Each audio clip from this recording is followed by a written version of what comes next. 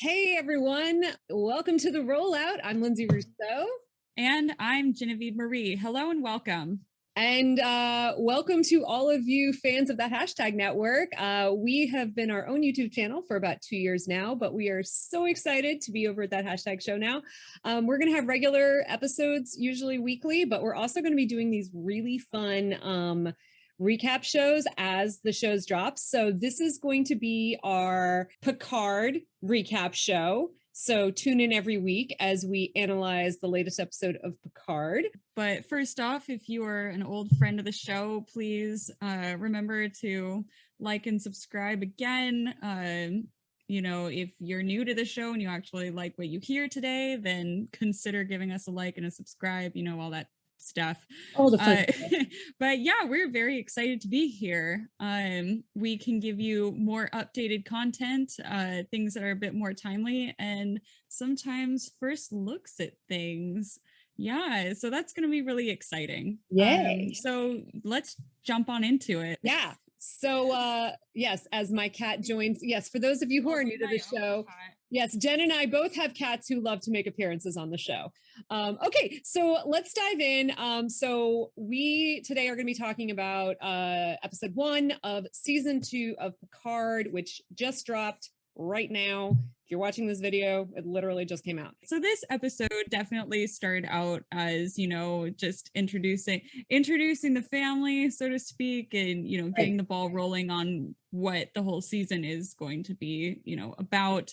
So I hate reviewing first episodes alone because they're just so hard, because you want to have, even though this one was like 45, 50 minutes, you want to have something else to kind of grasp onto because you're basically just given the hook into the story.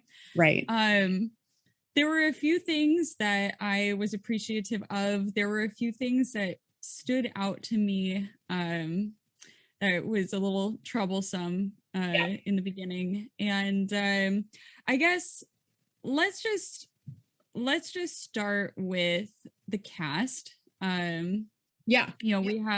We have some old friends and some new friends joining us. I did not see the first season of Picard, and I will be absolutely straight up honest with you guys. I have not seen The Next Generation. I have only seen OG Star Trek stuff, and then everything beyond Next Gen. Don't ask why. I don't know. I just haven't seen it. I did watch Next Gen, so we'll try and fill in each other's gaps there. Right. I do know the characters that have shown up. I mean, obviously they're one of the couple of the more famous characters, and I do know a sort of abridged version of Picard season 1. But when you are, the thing that I noticed, and this is not to put down anybody's performance or anything like that, but when you have actors who are used to doing screen and in a lot of films and a lot of very prestigious films, and they're really good actors, and then you put them up against people who maybe have not been in front of the camera for a while, or maybe they, maybe they do TV procedurals, and that's a very different style of acting. Right. You have sort of a very strange disconnect between actors. You're getting different levels and styles, and that and I kind of noticed that. Especially when you're seeing, our main characters interacting with some of our other people that we just kind of added on. And I felt like the distinction doing cameos. Yeah, I felt like the distinction was pretty stark. With the beginning, like you said, the let's meet the family sort of thing. Like, first of all of a sudden we're in the middle of this love story, which came out of nowhere. I did watch season 1. So for those of you, and this is, obviously watch this at your will, but Laris was there. Laris has been his longtime housekeeper, her and, her husband, they had like 3 episodes last season, sort of dove into their backstory. Not really. You had to read a supplemental comic book to understand, but all of a sudden there's like love tension there. Apparently Zavon's dead. They don't explain that. And now I'm just like, what? But I will say the actors' performances was really good between those two actors. I didn't understand the point of it, but I really appreciated their performance. And then, you know, the flashback with him and his mother, it seemed very cinematic. And then we get to the Starfleet Academy and on the Starfleet, and that's when we started to get the switch into like, okay, now we're watching television. For me, like there was quite a bit of signposting where it's like, all right, now we have you know, Picard in this relationship that is like burgeoning, but it's dead on arrival basically. Right. And then, you know, we're going to go straight into a flashback scene. Oh, and that kind of bothered me too. We go from the future, well, we go from the present to the past, to the back to another past, back to the past, back to the present. Right. And the jumping around really kind of bothered me. But with the signposting, you're going from having this dead on arrival sort of romance thing, and then you're going to Picard and his mom, and it's kind of there to explain a little bit of like the family background and like the emotional baggage and that sort of thing, and like maybe this is why you can't connect with people. And then so you know that the whole season is going to be about like, you know, why is he alone? Connect with people? Why is he alone? Why is he like, and it just having all of those flashbacks just back to back to back, and then kind of disorderly, it just really I wasn't that to the forefront. That's what they were doing. I didn't really feel like the flashbacks to his mom served much of a purpose, because they were, when it was just them talking, it's like, okay, he's close to his mom, not as close to his dad. Also, why was the atrium still destroyed in his present day? I was confused by that. Like he goes and picks up the broken glass, and I was like, wait, this was broken 50 years ago. How have you not fixed this yet? That was the other thing that like confused me. But yeah, I felt like it was a sweet scene, but it didn't really seem, because it was, and you just saw the flashes of things that happened to her. So I was like, ooh, are we talking about domestic violence? Are we talking about some attack? You know, I wasn't really sure, which of course, hopefully they'll answer. We need the hook line of the episode. Look up to the stars. But I have to say, we needed the end hook. That was the thing. That's why we needed the flashback. That's what the one thing I felt like that really kind of nagged on me for this episode is they just really hit us over the head with like billboarding what the season's going to be about. Every conversation they're having is talking about time and how time is the final frontier and how time doesn't offer second chances and blah, blah, blah, blah, blah. I'm like, literally, I think I wrote down the first quote within the very first scene.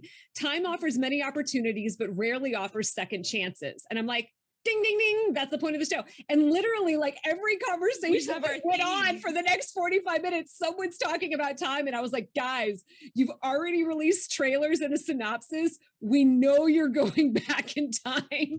You don't have to like, we need them to understand the theme. And they just wrote off Sutra. She just, you know, gave a little weird speech about compassion. And then that was gone.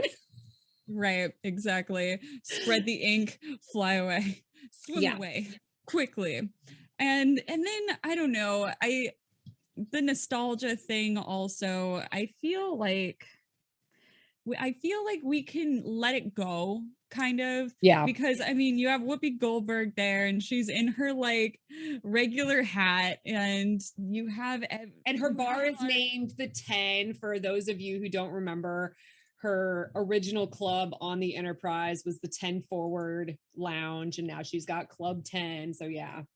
Right. Everything is calling, and like I know it's probably like the reference, not the hat, but like everything is like referencing, you know, time and stuff like that. But at the same, like on that same step, on that same level, I'm just wondering, it just feels a little tired, and a lot a lot of the times it feels a little sad too, Yeah. because you see these people and everybody's aging and nobody's in their prime anymore. Not like they have to be, but Which they also went to great pains to explain everybody's age in this film as well. Where people, Guinan had to explain why she looked old. Picard had to explain why he looked old. And then Q literally transforms himself from young to old. And again, I was like, guys, screenwriters, we get that this is 30 years later. You don't have to explain why they're old. You just don't. Right. And I don't know. It feels a lot of the time, it's almost like in Star Wars, the newer ones where they're like, all right, yeah, they're older, but we got to get them moving. We got to get them up and doing some action stuff. And it's like, this is Star Trek. And honestly, I'd rather you didn't do a bunch of action stuff. Like, the minute you leap into crazy action, and it's well shot, it's well put together. Yeah. The level of production on this is actually very, it's very large, and it's exceptional. It's really well done. But all the money in the world isn't going to buy you something that is new and fresh and still feels like Star Trek. Right. And I kind of have an issue when they're trying to like do the latest movies or even a Star Trek Discovery thing where everything is guns and fighting and explosions, and it's not Star Wars, it's Star Trek, where most of the interesting parts about it is people sitting in a diplomatic situation or an intergalactic incident and trying to figure out like how to fix it without firing a gun. And you're still not getting that. No. Discovery, it's everywhere in Discovery. It's everywhere. And it's all over the newer Chris Pine movies, and which we're getting more now. I mean, apparently they're looking to franchise the Star Trek universe like Star Wars, which of course they're already doing with Paramount Plus. I mean, the animated series and everything else that we're getting. Yeah. And I don't mind action, but when it is put in there in service to making things more exciting because they feel like they have to, which a lot of this felt very much like that's what they were doing. It sticks out like a sore thumb, and I'd rather them go the route of being a bit smarter than that, rather than thinking like audiences are not going to watch this unless we have explosions and people falling into like falling into like elevators, shafts, and all that sort of bull crap. Right. And it's like, I don't need that. Like, give me something boring. Not necessarily boring, but like you said, Star Trek was, especially the OG stuff. It was an opportunity for them to tell stories that essentially paralleled, present day events, but doing it through thoughtful discourse and, like you said, diplomacy and things like that. And, maybe we're going to get this as it goes on. Maybe they're just hitting us with the excitement right off the bat to draw the viewer in. I mean, maybe. I mean, like we said, it looks good. I mean, it's like the production value's there. The stunt team's great. But back to your point about the cameos, I didn't quite understand why Guinan was there, except of course to reiterate the conversation we had at the beginning of the episode, which was, I can't connect to anyone. I sought out the stars as an escape. I'm like, wait, that was the whole first 15 minutes of the episode, or first 10 minutes of the episode. Why are we rehashing it again? Like, it's okay, it's because, Patrick Stewart Patrick Stewart went on The View and offered her to be on the show, and that's what's happened. Don't get me wrong, she was great. I loved her. She was an amazing part, but I just, they had great chemistry together. It was a cute scene, but again, I was like, I don't know the point of this scene. There is a lot of filler in this episode just to get a lot of filler.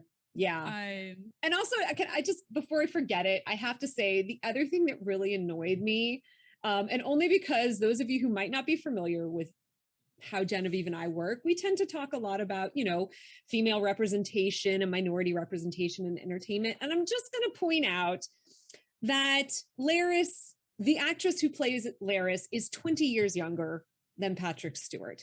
Because we have previously talked about ageism in this industry and how it's very, very common for older men to be with very, very younger women. Not saying that that doesn't happen in real life. I'm just throwing that out there, that there is a 20-year age gap there.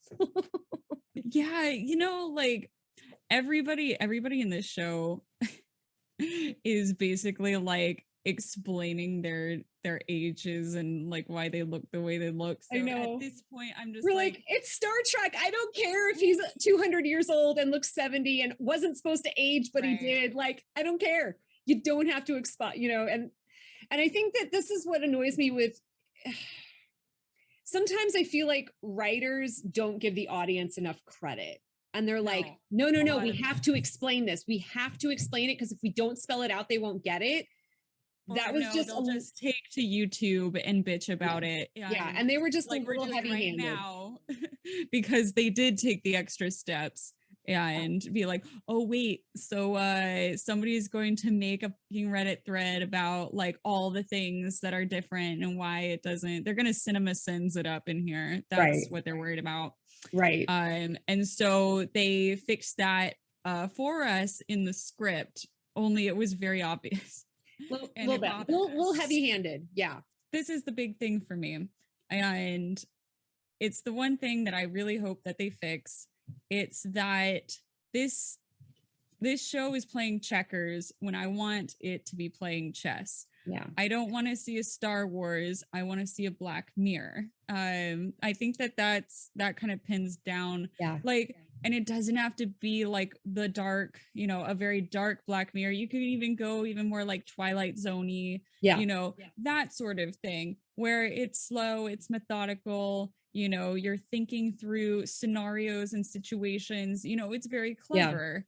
Whereas there's a lot of trade-off between that, you know, sacrificing that with a lot of useless action and a lot of what I would consider filler for this to give these people reason to still be doing what they're doing. It's like, yeah, I know like Patrick Stewart is older.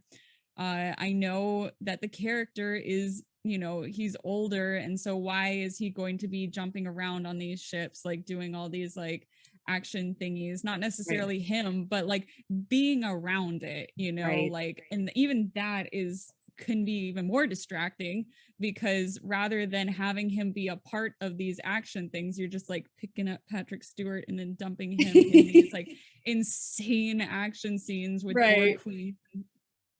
And then he just looks, you know, scared and helpless, and you're like, ooh, I don't know, man. I much rather see something that just takes its time.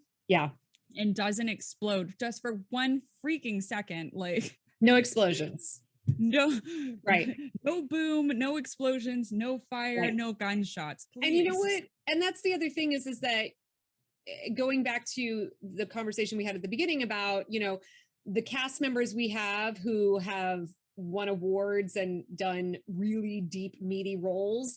And then kind of your, you know, yes, exactly. And then your cast members who, you know, maybe are more familiar with, it's like when you have actors who can just perform brilliantly, you don't have to cover that up with explosions and action. Just trust that Patrick Stewart, Sir Patrick Stewart, can carry a scene without all the explosions. And he's not the only one. You know, there's other cast members that can do that too. And absolutely. Well, that's all that you know, it ends on a cliffhanger. It ends on a cliffhanger. You know, obviously shit's about to go crazy, which is great. Again, didn't hate it. Liked it better than, you know, the Book of Boba Fett, which is far here. But I'm hoping that maybe this was just a slow transitionary first episode, and we're gonna, you know, get a little better as we prolong or go on. Yeah. Again, like I said, I hate reviewing first episodes. There's never that much to them. Yeah. But yeah, that's all we have to say about this one, which is considerably a lot. Yeah. But yeah. All right. Well, yeah, awesome. let us know your thoughts. Yes, please. I'm interested to hear what you guys have to say. If you liked this episode, we will be reviewing Picard again once the next one comes out, and we'll give you our thoughts on that. If you like the video, please, like, subscribe, do the thing, whatever, or don't, I don't know, whatever you want. We are just so happy to be on this new network and to be able to give you guys some new fresh content, and we're just excited to be here. We're excited to be here. All right, we'll see y'all next week. Okay, bye guys.